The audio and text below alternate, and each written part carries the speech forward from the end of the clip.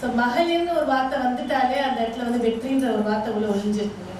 சரி, இப்போ மகளிர்னு பேசிட்டு இருக்கு, எல்லாருமே கிரகத்தை பற்றி பேசுனாங்க, பாவத்தை பற்றி பேசுனாங்க. அதெல்லாம் எனக்கு கொஞ்சம் தெரியாது, எனக்கு தெரிஞ்ச விஷயத்த கொஞ்சம் பேசிட்டு போகிறேன். ஸோ நவ கிரகங்கள் எல்லாம் சொல்லுவாங்க, சூரியனால தோஷம் வரும், செவ்வாய்னால தோஷம் வரும், புதனால யோகம் வரும், காதல்லாம் சொல்லிட்டு தெரியுறாங்க. அவங்களெல்லாம் கொஞ்சம் வம்புக்கலாம். ஃபர்ஸ்ட் விஷயங்க, குருவா இருக்கட்டும், சனியா இருக்கட்டும், ராகுவா இருக்கட்டும், எல்லாத்தையும் ஜெயிக்கிற கிரகம் சந்திரன் தான். நீங்க எந்த கிரகத்தை எடுத்து போடுங்க, ஒரு ராசியில ஒரு 2.5 வருஷம் ஒருத்தர் உட்கார்ந்துட்டே இருப்பாரு, 1 வருஷம் உட்கார்ந்துட்டு இருப்பாரு, 1 மாசம் உட்கார்ந்துட்டு இருப்பாரு. ஆனா சந்திரன்ற கிரகம் 2.25 நாள் அந்த வீட்டு வேலையை முடிச்சுட்டு அடுத்த வேலைக்கு போயிடும். ஒரே மாசத்துல 12 பாவத்தையும் 27 நட்சத்திரத்தையும் சுத்திட்டு வருதுன்னா அது சந்திரன் மட்டும்தான். அப்ப சந்திரன் பேசும்போது வந்து பாத்தீங்கன்னாக்கா, அம்மாவை எடுத்துக்கோங்க, மனசை எடுத்துக்கோங்க. ஒரு வீட்டுல ஹஸ்பண்டுக்கு ஒய்ஃபாகவும், மாமனார் மாமியாருக்கு மருமகளாகவும், குழந்தைக்கு அம்மாவாகவும், வெளி உலகத்துல ஆபீஸ்ல ஒரு மேனேஜராகவும், ஒரு பேச்சாளராகவும், எத்தனை துறைய ஒரே ஒரு கிரகம் கையாளுதுன்னா அது சந்திரன் தான். ஸோ எப்படி எடுத்துக்கலாம், நீங்க என்ன யோகம் இருக்கட்டும், என்ன தோஷம் இருக்கட்டும், மனசு சரியா இல்லைன்னா எதையுமே அனுபவிக்க முடியாது. அப்ப தசாநாதன் அப்படின்றதுக்கான ஃபர்ஸ்ட் பிளானட்டே சந்திரன் தான். நீ இந்த நட்சத்திரத்துல பிறந்திருக்க, உனக்கு இந்த தசை தான், அடுத்து இதுதான் நடக்கும், இதுதான் நடக்க போகுது, எப்படி யோசிக்க போறேன், அவ்வளவுதான். அதை சொல்றதுதான் சந்திரன். அப்ப 9 பிளானட்ல யாரு கைய பிடிச்சா ஜெயிச்சிடலான்னா அம்மா கையதான். அது எங்களோட அம்மானா கனகாம்பல் அம்மா தான், சரிங்களா? ஏன்னா மகளிர் தினம் சொல்லும் போது எல்லா இடத்துலயும் வந்து பாத்தீங்கன்னா ரன்னிங் ரேஸ், டேபிள் சுத்துறது, சாப்பாடு சமைக்கிறது, எவ்வளவோ வைக்கிறாங்க. அது வந்து நீ பெண்ணுனா நீ இதுக்குதான் அப்படின்னு லாய்க்கு வச்சுட்டாங்க தலையெழுத்துல. ஆனா நாங்க என்ன செஞ்சோம், 5 நிமிஷத்துல ஒரு ஜாதகத்தை பலனை சொல்லு, 1 நிமிஷத்துல ஒரு தத்துவ கதையை சொல்லு, ஒரு கவிதையை சொல்லு, தெரியலனாலும் 2 லைன் ஏதாவது உனக்கு பிடிச்சதையாவது சொல்லு அப்படின்னு சொல்லி எங்களோட தேசிய மகளிர் கூட்டமைப்புல இருக்கிறவங்க எல்லாரையும் கவிதை சொல்ல வச்சோம், எல்லாரையும் பாட்டு பாட வச்சோம், எல்லாரையும் நிமிட கதை, தத்துவ கதை சொல்ல வச்சோம். அப்போ சந்திரனை நீங்க பிடிச்சிட்டீங்க அப்படின்னாக்கா வாழ்க்கையில ஜெயிச்சிடலாம். என்னதான் நீங்க அம்மா கூட சண்டை போடுங்க, மாமியார் கூட சண்டை போடுங்க, நம்ம வம்சாவளியை அடுத்த நிலைக்கு எடுத்து சொல்லி அறிவுறுக்கிறது இந்த 2 பேர் தான். என்னோட வெற்றிக்கு பின்னாடி இருக்கிறது என்னோட மாமியார் தான், வேற எந்த இடமும் கிடையாது. அதே போல இந்த ஜோதிட துறையில ஃபர்ஸ்ட் கையை பிடிச்சி போய் நிக்க வச்சதான் எங்க மாமியார் தான். உனக்கு என்ன தேவை, குழந்தைய பெற்றுட்ட, வீட்டுல உட்காந்து பாத்திரம் தேய்க்க போறியா, இல்லை வெளியில போய் படிக்க போறியா, என்ன செய்ய போறியா? எனக்கு படிக்கணும், ஜோதிடம் தான் படிக்கணும். 17 வருஷத்துக்கு முன்னாடி என் ஹஸ்பண்ட் கிட்ட கேட்ட ஒரு கேள்வி, இவளை நீ சேர்த்து விட போறியா இல்லை நான் சேர்த்து போய் விட்டுருமா அப்படின்னு சண்டை. வீட்டுல கூட்டிட்டு போய் அவங்க தான் சேர்த்து வச்சாங்க.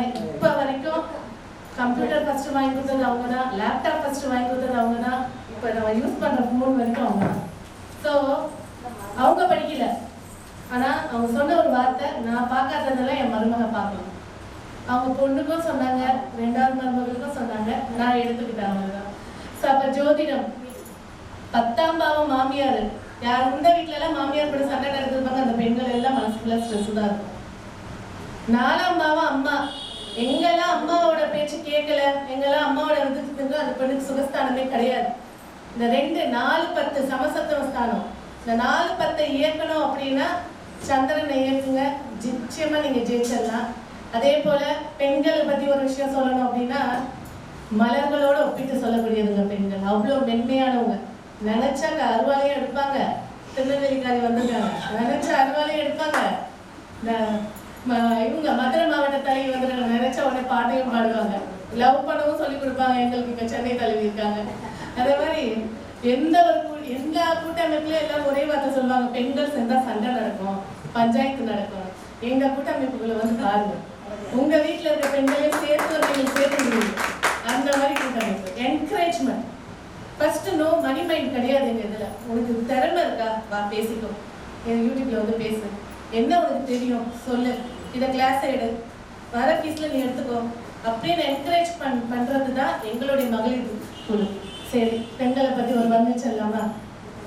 குழந்தை பிறந்ததுலேருந்து 5 வயசுக்குள்ள பாருங்க, பன்னீர் புஷ்பம் மாதிரி இருக்கவங்க, தெரிஞ்சுக்கிட்டே இருக்காங்க. அந்த முட்டை ஒழுகிட்டு அம்மா முன்னாடியை பிடிச்சிட்டு அப்படியே வாசமா பன்னீர் புஷ்பம் மாதிரி இருப்பாங்க. அடுத்து வயதுக்கு வந்ததுக்கப்புறம் மறிக்கொழுந்து மாதிரி இருப்பாங்க. அப்படி வந்து நின்னாங்கன்னா எல்லா காலைகளும் அப்படி ஒரு லுக்கை விடாம விட மாட்டாங்க. மாதிரி இருப்பாங்க. அப்படியே வாசனை எந்த நேரத்துல தூக்கும் அப்படின்ற ஒரு வாசனையில இருக்கும். குழந்தை பெற்றதுக்கு அப்புறம் பாருங்க சம்மத்தி பூ மாதிரி இருப்பாங்க. அப்படியே அந்த அவங்களோட நேர்மையும் சரி, அந்த குழந்தைக்கு ஒரு தாயாவும் சரி, அக்கறை எடுத்துக்கிறதுலையும் சரி. அதனாலதாங்க சந்திரன் குரு நட்சத்திரத்துல நீச்சம். அம்மான்னு ஒரு குழந்தை சொல்லிடுச்சு அப்படின்னா, அது 10 வயசு குழந்தையா இருக்கட்டும் 80 வயசு குழந்தை, அம்மான்ற ஒரு வார்த்தை கேட்டுச்சுன்னா இவங்க ஆஃப்.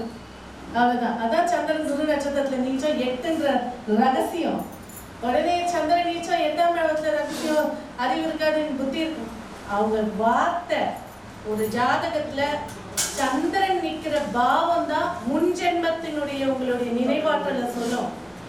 சரி, அடுத்து முதுமை வயது தாமரை மொட்டு மாதிரி இருப்பாங்க. சூரியனை பார்த்து உதிக்கிற மாதிரி எல்லா நாலேஜும் தெரிஞ்ச மாதிரி மொட்டில் இருப்பாங்க.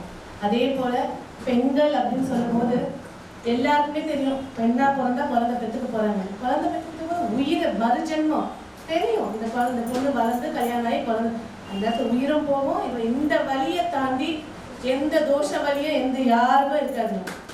இதை துணிஞ்சு அவ எடுக்கும் போது அந்த பெண் போற்றப்பட வேண்டியவர், வணங்கப்பட வேண்டியவர். அது எங்க மகளிர் குழுல நிறைய பேர் இருக்காங்க. எல்லாரையும் வந்து பாருங்க. வாய்ப்பு கொடுத்ததுக்கு ரொம்ப ரொம்ப நன்றி.